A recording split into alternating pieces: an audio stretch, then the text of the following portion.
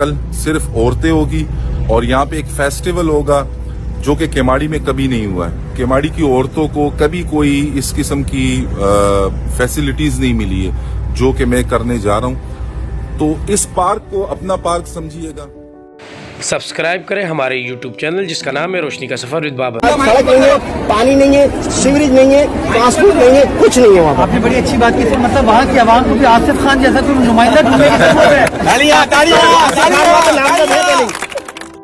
अस्सलामु अलैकुम। रोशनी के इस सफ़र से एक मरतबा फिर मैं आपका मेज़बान सैयद बाबर शाह आपको अपने इस चैनल के तवज्जुह से खुशामदीद कहता हूँ।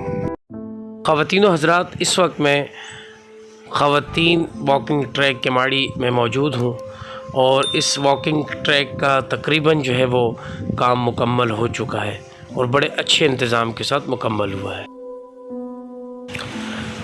मोरखा 25 नवंबर 2021 की शब को पाकिस्तान पीपल्स पार्टी के एक सीनियर रहनुमा और वज़ीर और हेड एडमिनिस्ट्रेटर जनाब मुर्तज़ा वहाब साहब भाई आसिफ खान जो कि मुआविन ख़ुसूसी हैं वज़ीर आला सिंध के, उनकी दावत पर केमाड़ी तशरीफ़ लाए और उन्होंने अपने दस्ते मुबारक से इस ख़वातीन वॉकिंग ट्रैक का इफ्तिताह किया और इस मौके पे तमाम पीपल्स पार्टी के रहनुमा सीनियर रहनुमा मौजूद थे।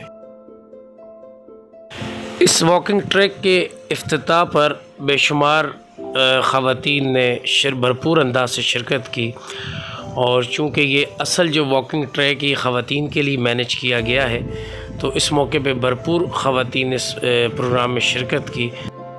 इस वॉकिंग ट्रैक की सबसे बड़ी खूबी है कि ये एक बापर्दा वॉकिंग ट्रैक है, यहाँ मस्तूरात आसानी से वॉक कर सकती हैं और हर तरीके से इनको सिक्योरिटी हासिल है।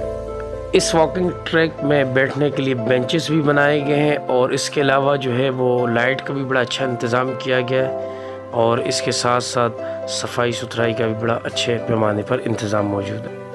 रोशनी का सफर विद बाबर, इस चैनल को सब्सक्राइब करें। ये हमारा केमाड़ी का चैनल है।